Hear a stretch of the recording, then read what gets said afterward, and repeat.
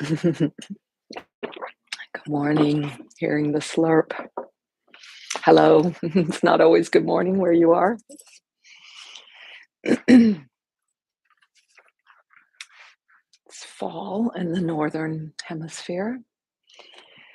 We were at a wedding, an October wedding. I don't know, it feels like about 10 years ago. And then this front room, oh, it was in an Audubon Center in Bethesda, I think. The front, there's a room that was kind of a round room that led to the outside. But in the middle was a table with a huge bouquet of dahlias, much bigger than this, of all colors, even more colors than I have here from my neighbor's garden. Gotten by permission. Some buds here, a cute bud, and one in decay, sort of that. So there's some Japanese method that combines flowers that are in all stages of bloom, and in the center, and the somehow the sunlight coming in made them came through their petals, and they looked like a stained glass window display. It was just so marvelous. So hello. I am Alex Levin, here on Sundays in the morning on Eastern Time in the US, 10 a.m. weekly. Almost every Sunday, I'm here. And for a half hour, we um, practice pretty much that, keep calm and rock on, especially uh, delving into the keep calm side of things. Nice to have reminders like this, right? Like a mug with your hot water or tea. So I'll talk just a little bit, a very little bit. We'll move just a little bit, and that movement and our grounding and centering will help take us right into stillness and silence. That place where we can recharge the keep calm part of our wiring. So thanks for putting a note in the chat, Mary Beth, and all of you who are joining. Um, so, a, a theme, one of the themes that's been coming to me lately is how, in this era of podcasts and YouTube videos, and how so much of what we listen to or what's presented for sharing is information is done in interview format. And I just find that interesting that there's two, instead of just one person speaking their expertise like that. You see that sometimes, but more, isn't this true? Don't you find this? That um, maybe it's because I look at a lot of YouTube videos. There's someone invited to speak, and often the person interviewing has quite a bit of knowledge to share as well. But that dynamic of takes two. Um, in fact, last week I was going to share. This is from an interview that was done with Peter Levine. He is, I think, a psychiatrist. I have to remember. He's got a few books out on trauma, on healing trauma. Um, and he quoted a Motown song in the interview. It takes one to stand in the light alone. It takes two to let the light shine through. So, uh, just like the light shines through the petals of the flower, you need the flower to allow the light to shine through. So there's something special about, well, special, or just how we live as we are social beings, or even if you're quite an introvert and spend a lot of time on your own. there's always another that needs to be involved, whether it's, trying to think of a most introverted person that still might need to get supplies from someone, might have to be in contact with the outer world in some way. And in those interactions, there are often challenges. And so part of the keeping calm, the ability to, like the adage says something like when you get upset to count to 10 when anger starts arising or some difficult state. And so in a sense, that's again what we're learning to do, what we're training our system, training our nervous system, training ourselves to be able to do is to pause. And along with this idea of how to heal the deep wounds, the traumas, I had a night a few nights ago where something came up that kept me awake. I thought I was very tired. I lay down to sleep and I was still wired. I actually got up. I thought I was hungry and I was questioning that. It's like I not wasn't sure it was hunger, but there was a discomfort that was really, really a relationship issue that was a pattern, something I felt offended by, I guess was the right word, or not. Yeah. And so I did get up and go have some food, but I was observing. So I didn't completely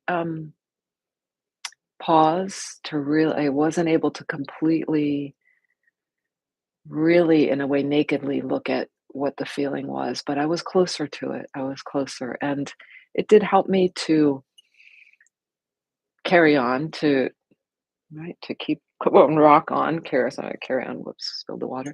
Um, it did help. So I think we can make these incremental steps bit by bit in patience with ourselves. And so I think with the world events, another thing about interesting about our technology and information and communications these days, how we have, the invasion of Ukraine was like one of the first wars where we got so much information from the front, from the lines, the actual places of battle.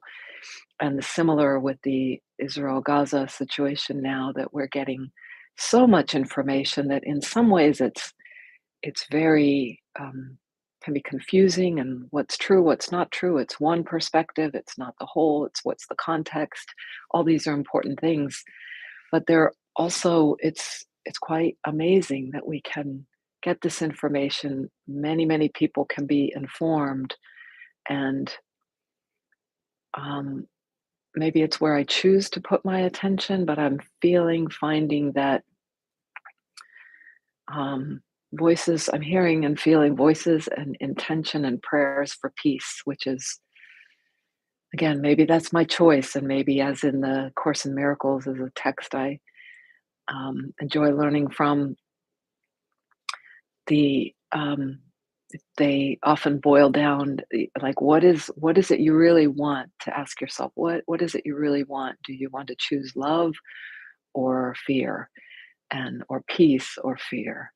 So which one is it we want? And I have this feeling and hope and prayer that maybe voices for peace are, and prayers and voices for peace are being heard in these dialogues, in this forums of communication. So make sure you have a place to sit, to be, that's feeling very, that can bring you comfort, ease. You can feel easily comfortable. And we'll do some movements from a sitting position.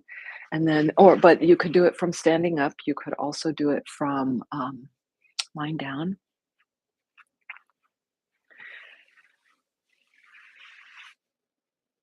sitting in a chair. It's fine. And from there, we'll segue right into stillness.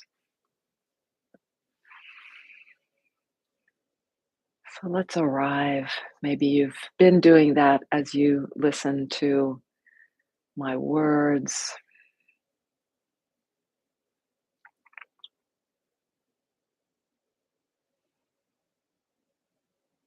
arriving, just coming to be where you are now, right? This spot of real estate on the ground where you are.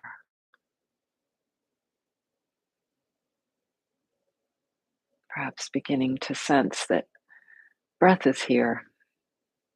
Hello, breath. You might even put your hands on your body where you feel your breath.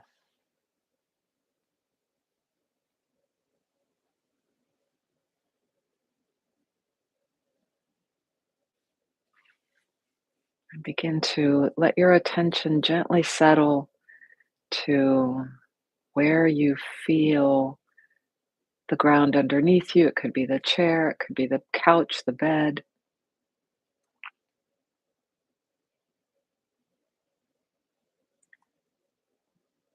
where the legs, feet, pelvis rest, maybe back and spine, or side or front,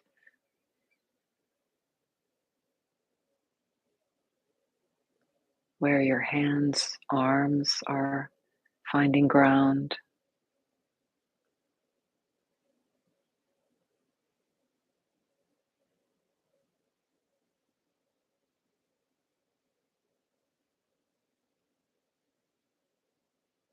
Perhaps sensing the slowing down, the breaking to a halt.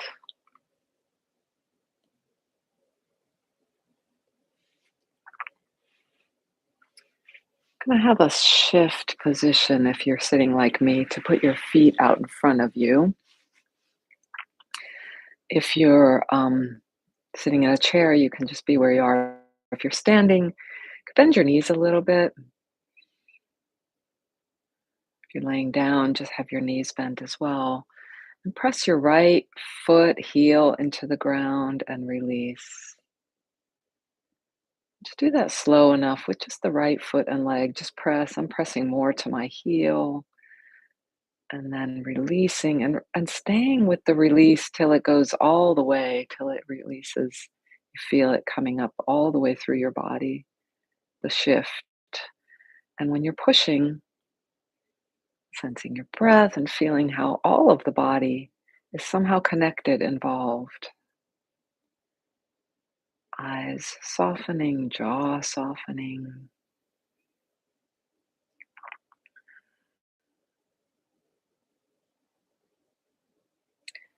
And then pause for a moment before we shift to the other side. If leaning back on your hands is tough, you could make fists. And then the left foot, leg, push it into the ground. Just it can push pretty hard. Again, for me in this position, it seems like through the heel is easiest, and release. And feeling through the whole course of this action, the play by play, moment by moment shift, what gets invited, what gets um, enlisted to help. You may even feel this up through your shoulders, your a shift of weight happens through the pelvis, through the hands. And if you're standing, then it's mostly, you still can feel up all through the body that's stacked above the soles of the feet. Okay, and let that go. Pause a moment. I'm going to come all the way back to cross legged.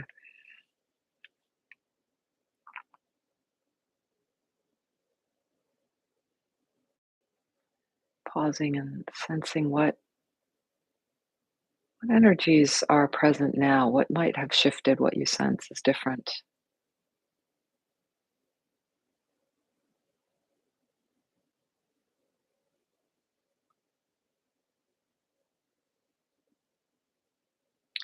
And bring your arms up to kind of out to your sides, or if you're laying down, out to your sides, elbows bent, and roll the arms back with the palms open look up, roll the arms back, the fingers, thumbs back. And then when you roll forward, take till the fingertips together toward each other and roll forward through the shoulder axis. Maybe inhaling as we roll open, maybe opening the elbows a bit and forward. One more time, palms opening. Keep the palms open now and the fingers apart as you come down. That's a little different feel. And this next time, bring the fingertips together as you go back. Different things happen through all the joints. Yeah. And now let the wrists flex and continue this almost like a washing motion now with the palms open, wrists flexed. So the inner wrist, the wrist is stretched open.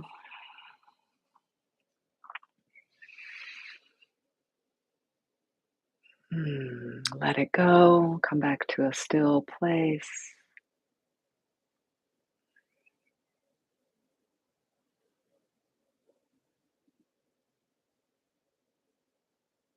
And perhaps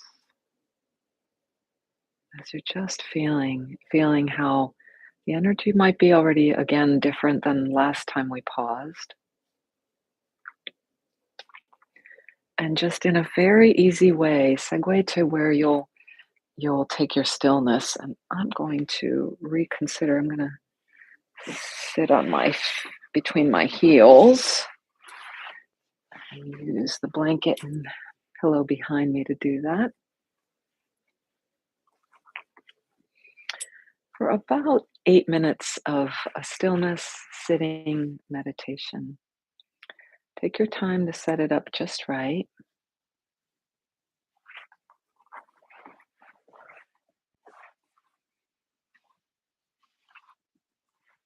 If you've shifted quite a bit like me, and even if you haven't, let's revisit the ground as you settle. We'll take a few moments to just get the posture settled. Sense, and last week I shared what Teresa Murphy had shared in her workshop, this feeling into the ear, the inner ear, where the thought one of the ways we sense where we are in space. And imagine feeling gravity, feeling through the inner ear and the sensitivity of the inner ear and the way the nervous system is wired there to sense the body in space and report to the brain. um, how we're positioned throughout the body. Like the whole form is receiving gravity at each point, whatever micro point you could get to, and gravity is, I think of it as a stream of almost like strings or rain downward, straight down, each meeting at the center of the earth.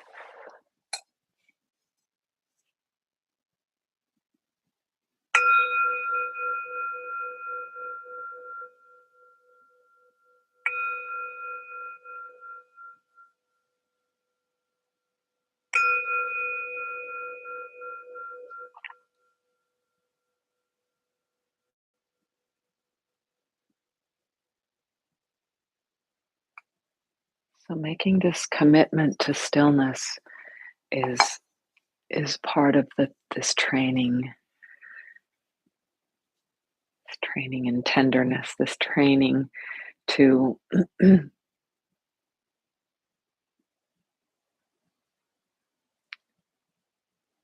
stillness,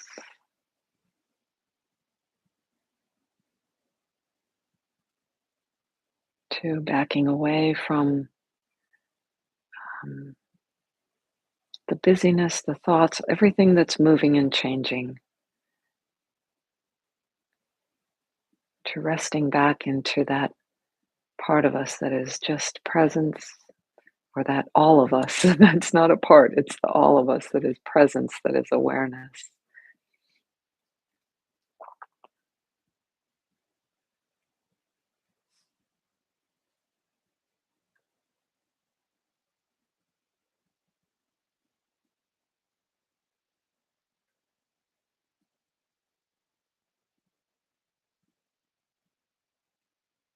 that has the biggest perspective. And from our individual consciousness, the aperture, the awareness comes through. We're probably always going to be limited in what we can see, sense, understand. But more and more we can open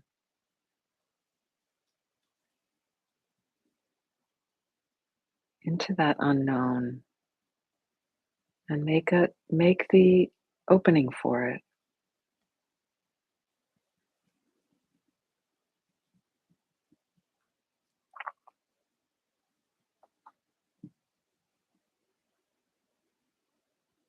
More and more we can be less afraid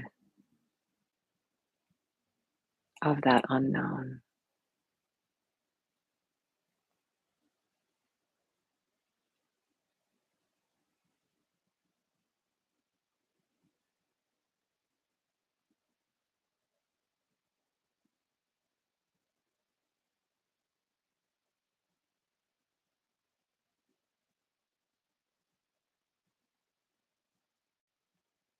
And in a sense, because we are in this human, tangible form, we travel through time, or we feel we are traveling through time. And so enjoy the journey of these next roughly 5 more minutes.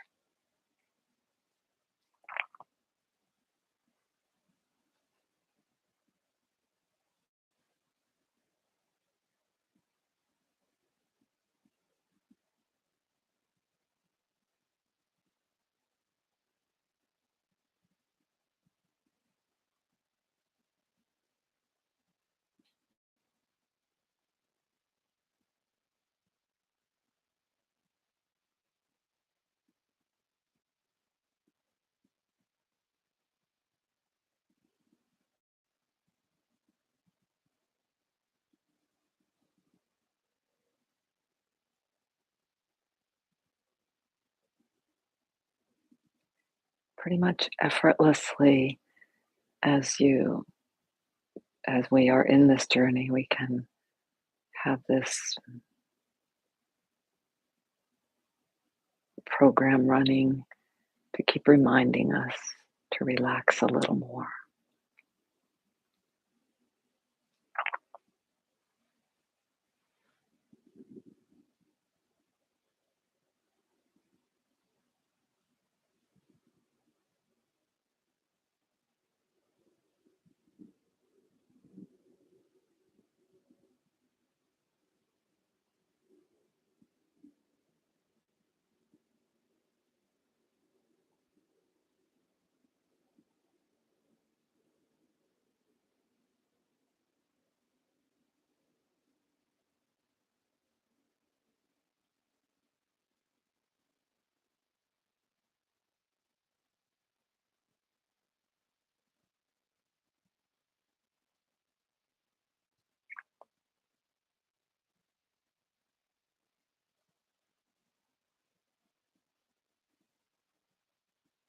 And every time you kind of come back to sense yourself at just being, coming back from a thought trip or a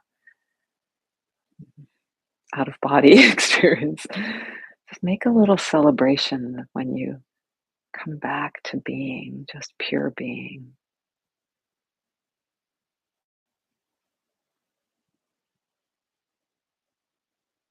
A little Snoopy dance.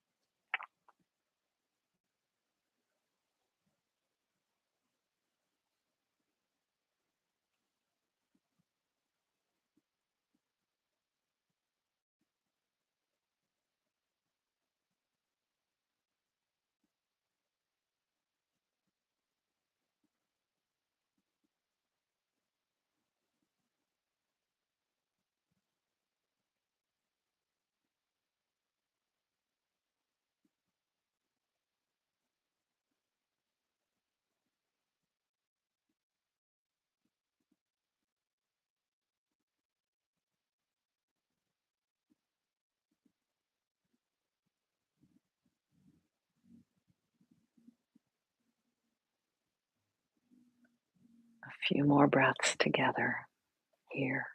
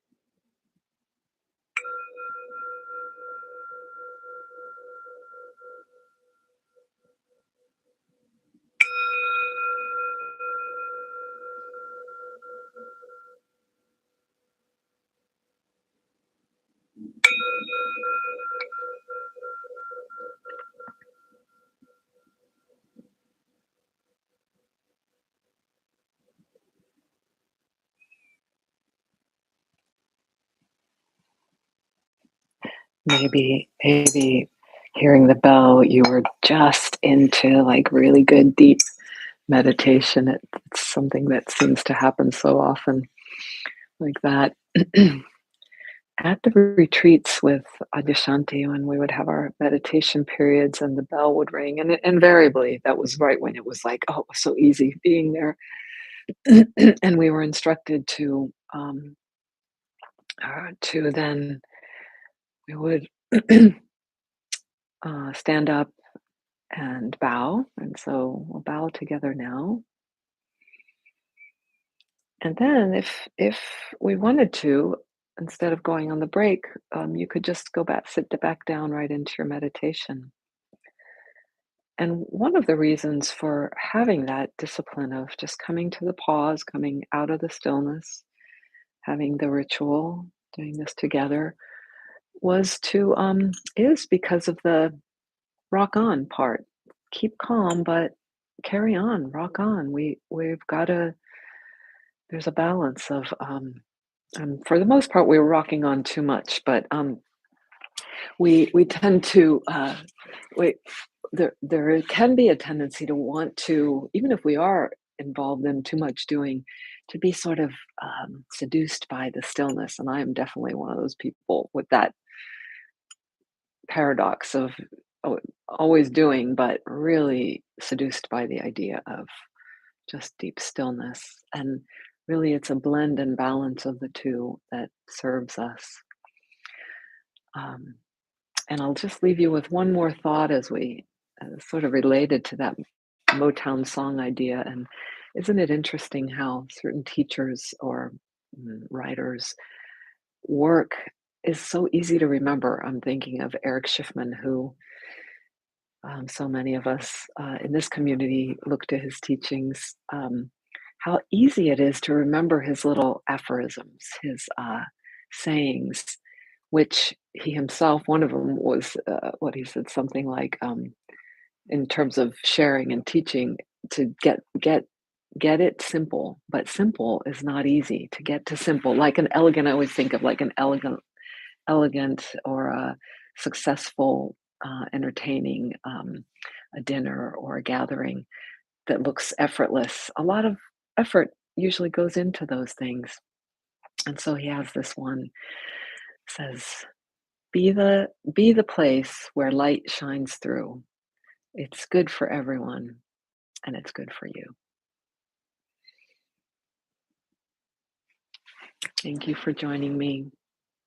Thank you for doing this work, for putting your voice out there, for being vulnerable in however you're expressing yourself, for uh, working on that authenticity and offering it out.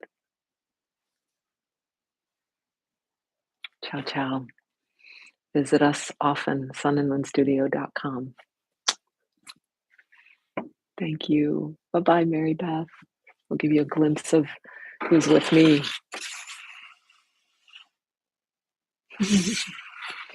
I don't know where the cats are, but Rock is here. Ciao.